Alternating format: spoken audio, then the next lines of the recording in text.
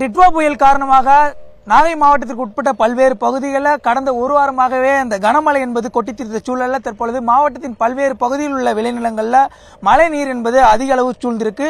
குறிப்பாக நாகப்பட்டினம் மாவட்டத்தில் கிட்டத்தட்ட 1,62,000 ஏக்கர் பரப்பளவில் சம்பா மற்றும் தாளடி சாகுபடி செய்யப்பட்டுள்ள சூழலில் கிட்டத்தட்ட ஒரு 70,000க்கும் மேற்பட்ட அளவிலான அந்த விளைநிலங்களில் மழை நீர் சூழ்ந்திருக்கிறதை நம்மால் காண முடிகிறது. குறிப்பாக தற்பொழுது நாம் இருக்கக்கூடிய பகுதியானது தலைஞாயிறு ஒன்றியத்திற்கு உட்பட்ட பகுதி. இந்த பகுதியில் பாருங்க எந்த அளவுக்கு விளைநிலங்களில் மழைநீர் சூழ்ந்திருக்குன்னு.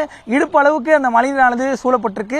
குறிப்பாக அந்த இளம் பயிர்கள், அதாவது 20 முதல் 25 நாட்களுடைய அந்த நேரடி விதைப்பு செய்த தாளடி பயிர்களாக இருக்கட்டும், அதே போல 30 தினங்களிலிருந்து 40 வயதுடைய அந்த சம்பா பயிர்களையும் அந்த மழைநீர் சூழ்ந்து அது வடிய வழி இல்லாமல் உள்ளது. குறிப்பாக ஆறுகளில் மண்டியுள்ள ஆகாய தாமரைகளை முழுமையாக அகற்றாதனாலே இந்த மழைநீர் வடிவதில் ஒரு மிகப்பெரிய ஒரு சிக்கல் இருக்கு. இப்போ ஏராளமான விவசாயிகள் இங்க இருக்காங்க, அவங்கள்ட்ட நம்ம நேரடியாவே கேட்கலாம். ஐயா, உங்க பகுதியில் என்ன பிரச்சனை, எதனால இந்த அளவுக்கு மழைநீர் தேங்கி இருக்கு?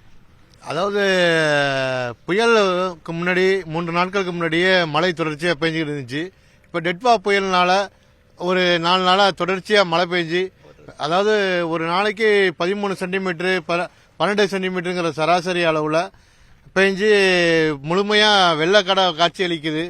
சம்பா பயிர்கள் சுமார் 60 நாள் ஆன சம்பா பயிரும் முழுகிதான் இருக்கு. ஒரு 30 நாள் ஆன தாளடி பயிர் நடவுகளும் முடிவுதான் இருக்கு. அதாவது இதனால விவசாயிகள் என்ன செய்யறதுன்னு தெரியாம வாங்கின கடனை கட்டுறதா இல்ல நிவாரணம் கேட்கறதா என்ன செய்யறது அப்படின்னு சொல்லி விவசாயிகள்லாம் மனநிலை பாதிக்கப்படக்கூடிய அளவுக்கு இந்த பகுதி விவசாயிகள்லாம் இருக்காங்க. இதுக்கு அரசு இதுல கவனம் செலுத்துமா என்னங்கிறது விவசாயிகளுக்கு தெரியல. விவசாயிகள் தொடர்ச்சியா அழிவுகளையே சந்திச்சுட்டு வராங்க. சென்ற ஆண்டு சம்பா பாதிப்புக்கு கணக்கெடுப்பு நடத்தப்பட்டது. இதுவரைக்கும் ₹1 கூட இந்த பகுதிகளுக்கெல்லாம் நிவாரணங்கிறது அறிவிக்கல. பெஞ்சல் புயலுக்கு அறிவிச்சிருக்கோம் அப்படின்னு சொன்னாங்க. திரும்பி வடகிழக்கு பருவமழைக்குன்னு சொன்னாங்க, எதுவுமே இல்ல. அதே மாதிரி குறுவை சாகுபடி செஞ்சோம், மழை பாதிச்சுது, பறவைகளால பாதிச்சுது. விவசாயிகள் முழுக்க பாதிப்புகளை மட்டுமே சந்திக்கிறாங்க. அரசால எந்த ஒரு பயனும் எந்த விவசாயமே அடையல. அதே மாதிரி காப்பீடு சொல்றாங்க, காப்பீடு பேரளவிலே சொல்லிட்டு இது வரைக்கும் இந்த பகுதிகளில் எதுக்குமே கொடுத்த மாதிரியே தெரியல. நானும் ஒரு விவசாயி தான், இது வரைக்கும் ₹1 பணம் வாங்கல, 4 வருஷமாச்சு. காப்பீடு எதுக்காக செய்யறோங்கிறது விவசாயிகளுக்கும் தெரியல.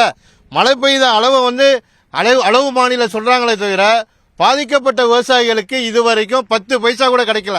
விவசாயி நாங்கள்லாம் வாங்கின கடனை கட்டுறதா, அதுக்கு மேல வட்டி, அதுக்காக கடன் வாங்கி நாங்க வட்டியை கட்டுறதாங்கிற தள்ளாடு நிலைமையில மனநோயாளியை போல் இந்த விவசாயிகள்லாம் இருக்கிறோம். விவசாயிகளுக்கு இந்த அரசு என்ன செய்ய போகுதுங்கிறத நாங்க என்ன செய்யறது, போராட்டம் பண்றதா என்ன செய்யறதுன்னு தெரியாம விழிப்புதுங்கி நிற்கிறோம். விவசாயிகளை காப்பாற்ற அரசு முன்வர வேண்டும். கண்டிப்பாக, அதாவது விவசாயிகளை காப்பாற்ற அரசு முன்வர வேண்டும் என்ற ஒரு பிரதான கோரிக்கை முன் வச்சிருக்காங்க. அது மட்டும் இல்லாமல் இயற்கை பேரிடரால இந்த ஒரு பாதிப்பை சந்திச்சிருக்காகவும் விவசாய கோரிக்கை கேட்க முடியுது. இந்த பயிர் பாருங்க எந்த அளவுக்கு அந்த தண்ணியில மிதக்கிறதே பார்க்கலாம். அதன் வேர் பகுதி, அதாவது இந்த பயிர் வளர்ந்து இது ஒரு சூழ்கற்ற பருவத்தில் உள்ள பயிர்கள் அனைத்துமே இந்த மழைநீரில் மூழ்கி இருக்கிற காரணத்தினால அதன் வேர் பகுதி அருகக்கூடிய காட்சியை நம்ம பார்க்கலாம். அதாவது இந்த சூழ்கட்டு பருவத்தில் உள்ள பயிர்கள் முழுமையாக அந்த தண்ணீர் வடிந்தால் மட்டுமே அதனுடைய வளர்ச்சி என்பது முழுமையாக இருக்கும். அந்த சூழ் கட்டி அதன் பிறகு அந்த பயிரானது வளர்ந்து தற்பொழுது அந்த அறுவடை செய்யக்கூடிய நிலையில இது இப்ப இருக்கிற சூழ்நிலையில இது முழுக்க அந்த பதராக மாறக்கூடிய ஒரு நிலை தான் இருக்கு. அதை நம்ம பார்த்துட்டு இருக்கோம்.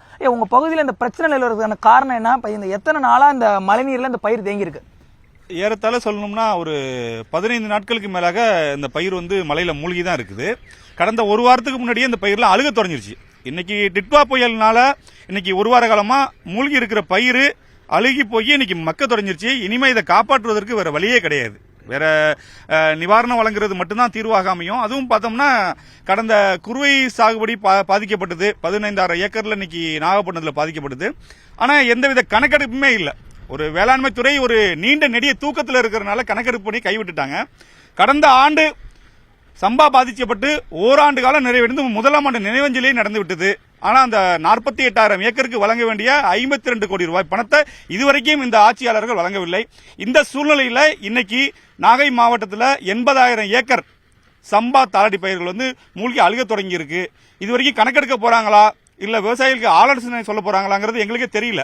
நாங்க கேட்கறதுக்கு எங்களுக்கு தயக்கம் தான். ஏன்னா கொடுக்கறதுக்கு அவங்க தயாரா இல்ல. அது கடந்த சம்பா பாதிப்புல எங்களுக்கு தெரியுது. வேற வழி எங்களுக்கு வாங்கின கடனை பல இடங்களில் நாங்க கடன் வாங்கியிருக்கோம். எங்க நகைகளை அடகு வைத்திருக்கோம். வீட்டில் இருக்கிற பாத்திரங்களை எல்லாம் அடகு வைத்து தான் இந்த சாகுபடி பணியை நாங்கள் தொடங்கி இருந்தோம். இன்னைக்கு இந்த நிலைமையில இருக்கிறதுனால நாங்க கடனை கட்ட போறோமா இல்ல நாங்க அகதிகளாக வெளியில செல்ல போறோமா அப்படிங்கறது எங்களுக்கே தெரியல. இறுதியா என்ன அரசு வந்து இந்த பாதிக்கப்பட்ட விவசாயிகள் எங்களுக்கு வந்து ஏக்கர் ஒன்றுக்கு 35,000 ரூபாய் கணக்கெடுத்து தரணும். அப்படி தந்தா நாங்க எங்க கடனை சரி செய்யலாம். இல்லைன்னா எங்க உயிரை மாய்த்துக் கொள்வதை தவிர வேற வழி இருக்கிறதா எங்களுக்கு தெரியலங்கிறதா விவசாயிகளுடைய பெரும்பாலானோருடைய கருத்தா இருக்கும்னு நான் நம்புறேன்.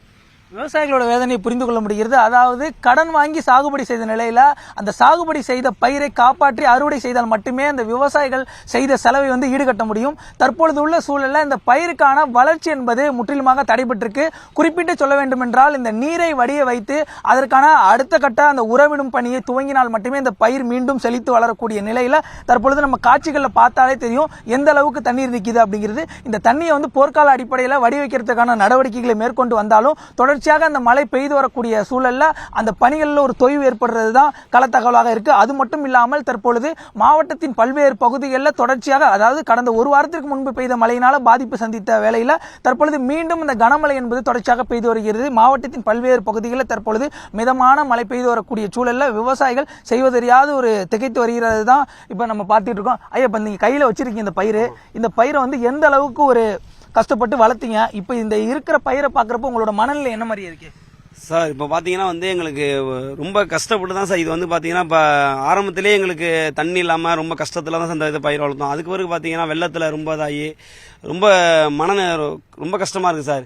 பார்த்தீங்கன்னா வந்து இது வந்து எங்களுக்கு கடமடை பகுதி பார்த்தீங்கன்னா மழை வந்து தஞ்சாவூர், திருச்சி எங்கே போய் மழை பெய்தாலும் வந்து கடமடை பகுதி எங்களுக்கு தான் வருது. அது பார்த்தீங்கன்னா அடுத்தது அது வடிகிறதுக்கு வடிகால் வந்து சுத்தமாக இல்லை சார்.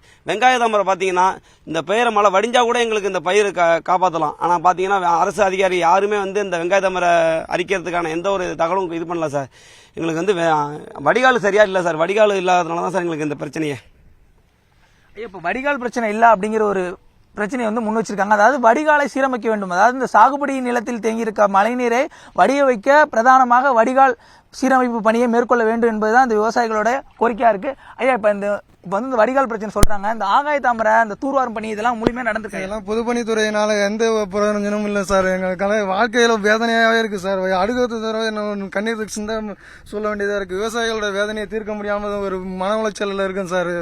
என்ன பண்றதுன்னே தெரியல சார். இது மாதிரி கடன் வாங்கி சாவடி பண்ணி இது மாதிரி கடன் லோன் வாங்கி ரொம்ப மன குமுறலா இருக்கு சார். அதனால எந்த இதுவும் சொல்றதுக்கு மனம் கஷ்டமா இருக்கு சார். என்ன பண்றதுன்னே தெரியல சார். நான் இருந்த நகையெல்லாம் அடகு வச்சுட்டு இது மாதிரி வேதனைக்குள்ளாகி இப்போ கஷ்டப்பட்டு இந்த மாதிரி பயிரை வளர்த்து இது மாதிரி இப்போ இவ்வளவு வெள்ளப்பட பாதிப்புகளுக்கு எந்த இதுவும் நிவாரணமும் கிடைக்கல சார். இது வரைக்கும் 4 ஆண்டு காலமாக பயிர் ரொம்ப வேதனை அழுகு நிலையே வந்துருச்சு சார். இப்போ பார்த்தா வீட்டுக்கும் போக முடியல, வேலைக்கு வயலுக்கும் போக முடியாம வீட்டுக்கு போனா இது மாதிரி வீட்டில் உள்ளவங்க மன உளைச்சல் பண்ணாங்க. சாவடி பண்ணி இந்த மாதிரி கடனை வாங்கி சாவடி பண்றீங்களே கொள்றீங்களேன்னு வீட்டில் உள்ள மன உளைச்சலையும் தாங்க முடியல சார்.